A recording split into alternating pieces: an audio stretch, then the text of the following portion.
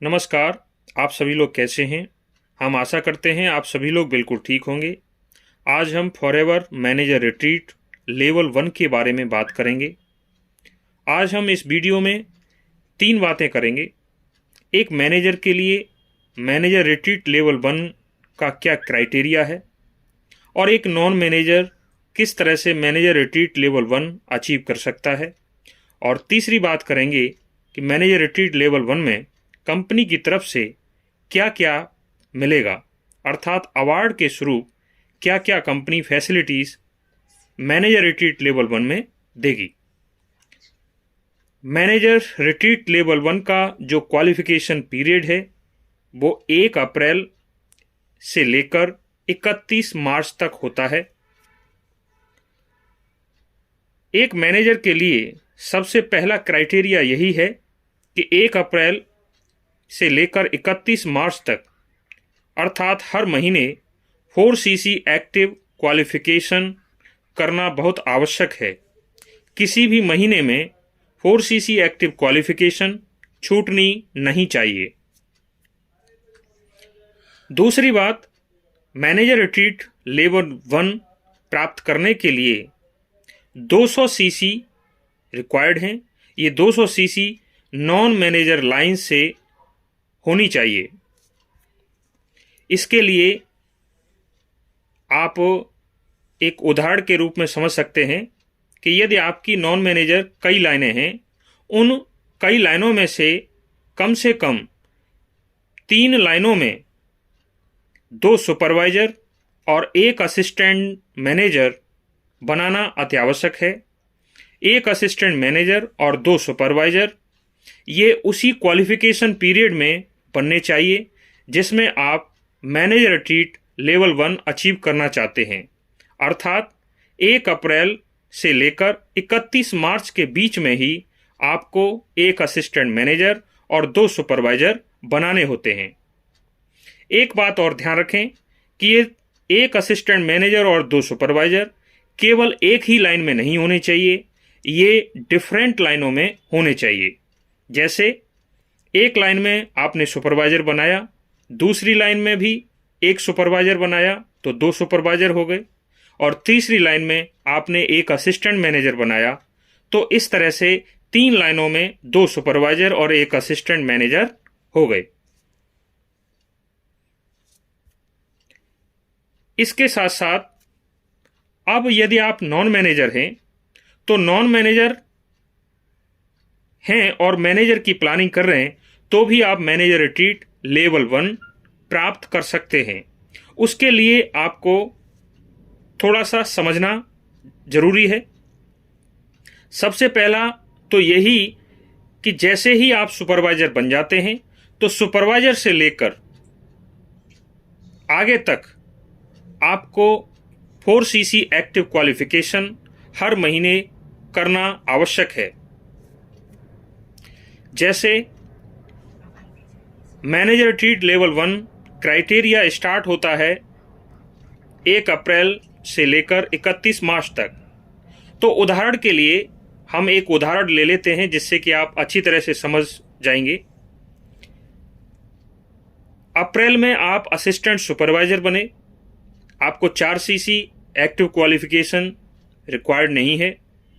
मई में भी एएस हैं आप तो भी रिक्वायर्ड नहीं है। जून में और जुलाई में भी अगर आप एएस लेवल पे हैं तो 4cc रिक्वायर्ड नहीं है। लेकिन जैसे ही आप अगस्त में सुपरवाइजर क्वालिफाई हो जाते हैं तो अगस्त से ही आपको 4cc एक्टिव क्वालिफिकेशन करना अति आवश्यक है, और आगे के हर महीने में आपकी 4cc एक्टिव क्वालिफिकेशन होनी चाहिए। उसके बाद सितंबर में भी आप मान लीजिए सुपरवाइजर हैं, अक्टूबर में आप असिस्टेंट मैनेजर हुए, नवंबर में भी आप असिस्टेंट मैनेजर ही रहे, और दिसंबर में आप मैनेजर बन चुके हैं।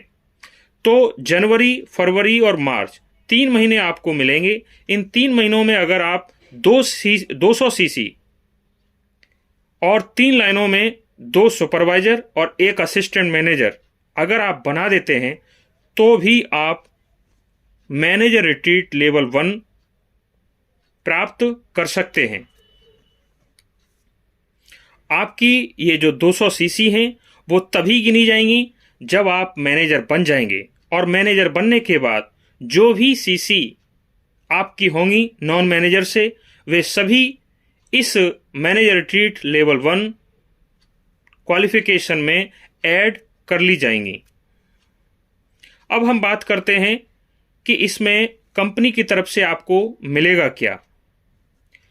जैसे ही आप मैनेजर रिट्रीट लेवल 1 अचीव करते हैं तो आप सिंगल क्वालिफायर होते हैं, अर्थात आप अकेले ही जाएंगे और ये 2 दिन, सॉरी क्षमा करें, 2 नाइट यानी कि 2 नाइट 3 डे का ये ट्रिप होता है।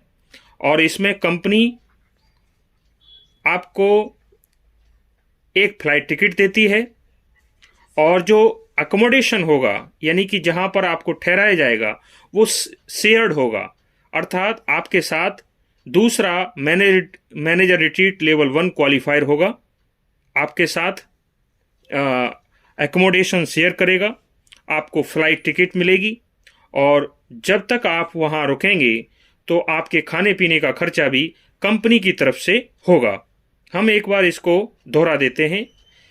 Manager retreat level 1 single qualifier award है।